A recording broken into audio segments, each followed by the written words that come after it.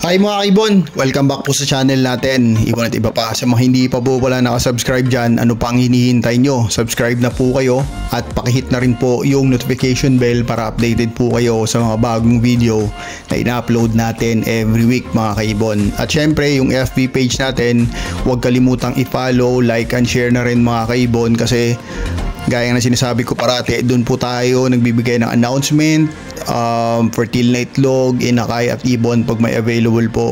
Pinabibigay po natin sa FB page natin mga kaibon. At sa mga Shopee supporter pala natin mga kaibon, maraming salamat po sa mga positive review nyo, sa suporta nyo mga kaibon. Appreciate namin yon mga kaibon. Ngayong week na to mga kaibon, syempre may interesting na topic na naman tayo mga kaibon. Nakita natin to sa FB mga kaibon, gagawin din natin to sa ibon. Katuwaan lang to mga kaibon, sana wag na namang may magalit dyan, katuwaan lang to mga kaibon. Nakita kasi natin to mga kaibon, ito yung kung sa sasakyan mga kaibon, ano po yung tatlong brand ng sasakyan na hindi nyo bibilhin. I-apply natin yan sa mga ibon o sa mga mutation mga kaibon. Pero syempre iisipin natin na prime ng mga ibon na yon, kasi unfair naman kung hindi nila prime. Ibig sabihin kung hindi sila sobrang sikat na ibon o na mutation nung panahon na yon, nung panahon nila mga kaibon. Diba? Para patas po sa lahat ng mutation, pipili tayo ng tatlong mutation na hindi natin bibilhin sa kasalukuyan na sila ay sobrang sikat mga kaibon, para patas po sa lahat ng mutation. Okay mga kaibon, bago natin i-discuss yan mga kaibon, syempre isi-shoutout muna natin yung mga sobrang solid supporter natin, kaya maraming salamat po. Okay mga kaibon, syempre bago tayo mag-discuss ng napakagandang topic natin mga kaibon, i-shoutout muna natin yung mga solid supporter natin na parating sumusuporta sa channel natin. Gaya ng sinasabi ko parati, dahil sa inyo po nagpapatuloy ang ibon at iba pa. Okay, PPSM Birds Incorporated, syempre kay Sir Kaibon, Sir D.K. Lennon, Aldrin Martinez, Dan Katian, Anpolin Avery, Silverio Magbanwa, Eli Sarmiento ng Pampanga, Angelo Villena ng Cabanatuan, Jobert Casiel JTV, pasuporta din po yung isang kaibon natin, Alan Artates ng Nueva Vizcaya, Sherwin Hawak, Andy Sunga ng Mabalacat, Pampanga, Ricky Jael from Iloilo, Pansot Tamsihan from Samar, Kuya Joms TV, pasuporta din po niyan mga kaibon, Jaideth Ibunan ng Taguig, Guadalupe, Mag-iibon exclusive ng Muntinlupa, Vice Mayor Alin Ampaya, pasuporta din po niyan sa darating na eleksyon mga kaibon, Mac John Basco, Team Utog ng Samar, John Kaiser Bilote, E&C Mini Avery ng Gapan, Mark Wilson Avindano, Jerry Marshall, Elmer Sinidosa ng Binoon Rizal, Romnick Apo de la Cruz, JJJ Avery ng Florida, Pampanga, Tatay June ng Lower Antipolo, Jice Avery ng Sariaya, Quezon, KJ Mini Avery ng Samar, Frank Aguilar ng Binoon Rizal, Talim Island Mini Avery, Selwyn John ng Paranaque, Reonel Villamin, Smiley Avery o Smiley Mini Avery, ALBS ng Taguig, at si Kaibon Jojo Go ng Tunasan, Muntinlupa. Maraming salamat po mga kaibon sa suporta nyo. Okay, syempre ngayon mga kaibon, pag-uusapan na natin yung topic natin mga kaibon. Gaya ng sinabi ko kanina mga kaibon, katuwaan lang to mga kaibon. Sana wag may magalit dyan kasi katuwaan lang to. Ginaya lang natin yung napapanood na din natin na kung anong tatlong sasakyan ngayon sa atin, kasi ibon yung hobby natin. Ano yung tatlong mutation ng ibon na hindi natin bibilhin. Money is not a question dito mga kaibon. May pambili tayo nito, pero kahit may pambili, ano yung mga ibon na hindi natin bibilhin o ano yung mga mutation na hindi natin bibilhin. At ang rule dito mga kaibon, para patas sa lahat, sabi ko nga kanina, yung mga ibon o lahat ng mutation is nasa prime nila. Ibig sabihin, nasa tuktok ng kasikatan nila mga kaibon. Para patas po, sikat silang lahat na ibon. Pero ano po yung tatlong mutation na hindi nyo pa rin bibilin? At siyempre bakit? Napakagandang topic nito mga kaibon. At tatalakayin na natin agad-agad mga kaibon. Okay, opinion lang natin to mga kaibon. Pagka gusto nyo mag-comment ng opinion nyo, nasa comment section yun mga kaibon, wala po problema. Okay, unang-una po, in any order po to. Unang ibon na hindi natin bibilin kahit may pambili tayo mga kaibon is, unang-una sa lahat, Red Factor mga kaibon. Bakit Red Factor? Napakaganda ng Red Factor. Mayroon din tayong Red Factor. Actually, may breeder tayo ng Red Factor noong unang panahon mga kaibon. Bakit? Nilagay natin yan sa listahan ng mga ibon na hindi natin bibilin. Tapos nasa prime sila mga kaibon. Unang sa lahat mga kaibon, ang Red Factor po, kailangan po, pag meron kayo nyan, mabreed nyo agad yung hen mga kaibon. Kasi yung Red Factor po, hindi siya ganun kakunat o hindi siya ganun katibay katulad ng mga regular na ibon mga kaibon. Mabilis silang magkasakit at mabilis silang mamatay mga kaibon. At sa Red Factor po mga kaibon, hindi siya katulad ng ibang mutation din mga kaibon. Na kunwari, yellow face, example natin, mag-anak, solid yellow face ka at mga anak niya, malalaman mo na. Sa Red Factor po, kahit visual Red Factor pa ang ipares mo back to back, ang mga anak po mga kaibon, walang guarantee na may Red Factor doon mga kaibon. Ibig sabihin po nun mga kaibon, sa Red Factor, maraming tapon na anak. Kasi hindi lahat visual.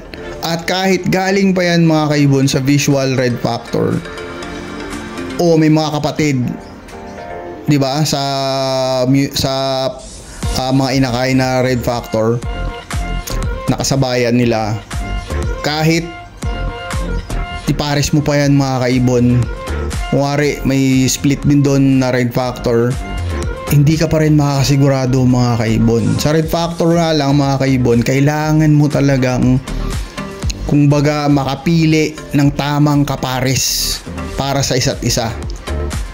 Ang kagandahan naman doon is pagka nakapili ka ng tamang kapares mga kaibon, tuloy-tuloy na rin naman po mga kaibon. Per clutch, makakapagpalabas ka naman na ng Red Factor. Pero yun nga lang po mga kaibon, pipili ka talaga. Kasi kahit galing pa sa visual o may kapatid pa na visual yan, hindi ka makakasigurado. Hindi siya katulad ng ibang mutation na alam mo na per clutch may ilalabas talaga mga kaibon. At alam mo na meron talagang ilalabas. Sa Red Factor po, medyo maraming tapon sa Red Factor at hindi siya makunat. Kaya medyo kahit sobrang prime niya, medyo magdadalawang isip pa rin tayo o hindi pa rin siya natin bibilhin mga kaibon. Okay, nagulat kayo no, Red Factor napakaganda, pero yun nga, may mga rason din tayo dyan mga kaibon. Okay, ang susunod sa listahan natin mga kaibon is Pale Fallow mga kaibon. Bakit kaya Pale Fallow mga kaibon?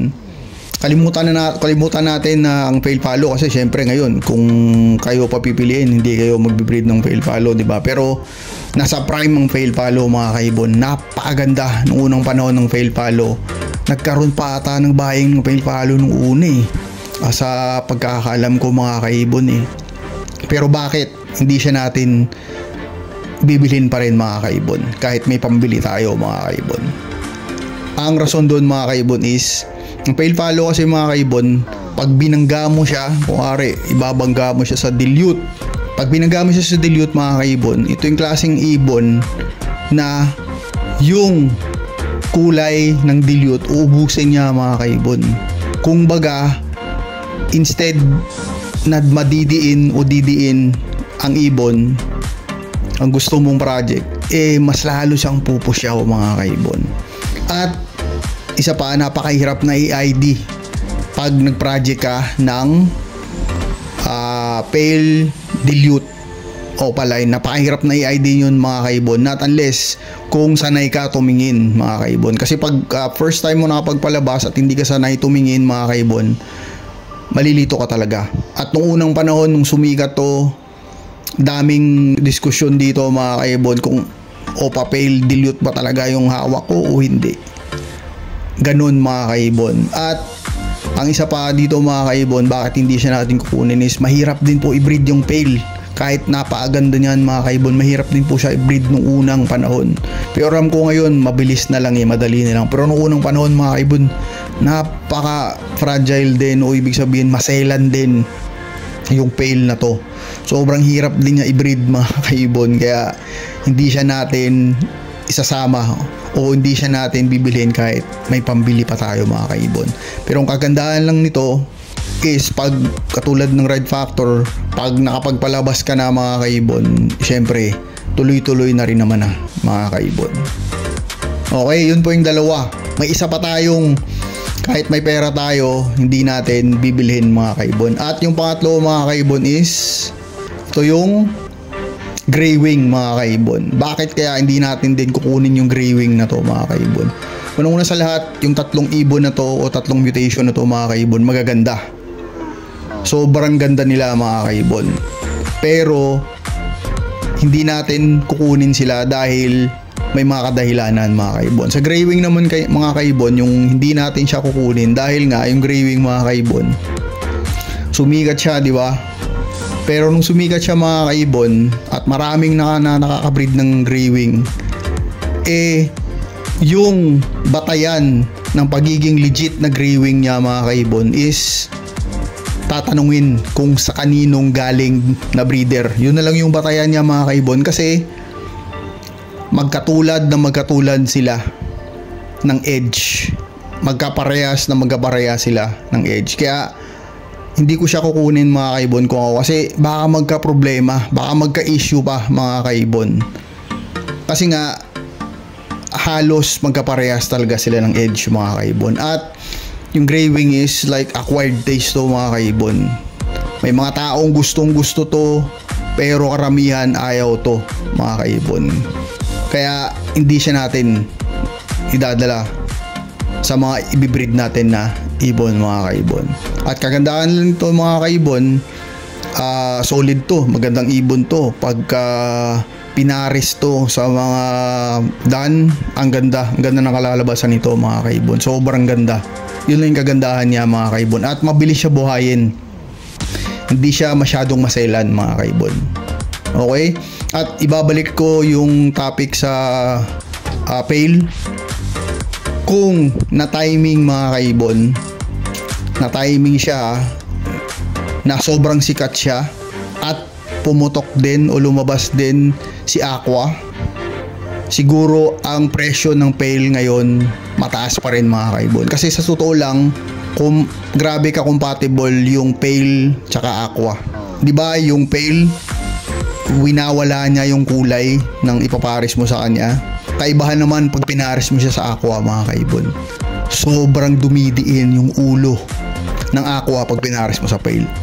Kaya sayang lang mga kaibon kung hindi bumagsak at kung na-timing lang nakasikatan ng pail tas lumabas si Aqua. Siguro hanggang ngayon napakaganda ng presyuhan o napakaganda ng kalakaran ng Aqua o papel, kasi solid pa rin mga kaibon.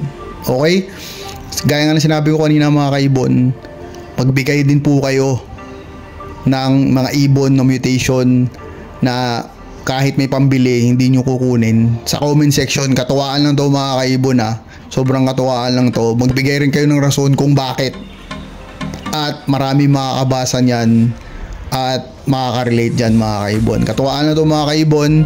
Sana po nag-enjoy kayo. God bless po sa mga minamahal nyo sa buhay. God bless po sa lahat ng mag-iibon. See you next time po. Ibon at iba pa. Maraming salamat.